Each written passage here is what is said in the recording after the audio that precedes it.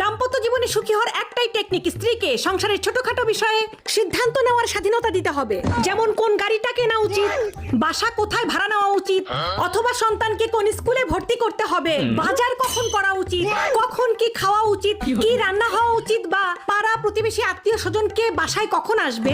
এই ধরনের সিদ্ধান্ত স্ত্রী নিবে।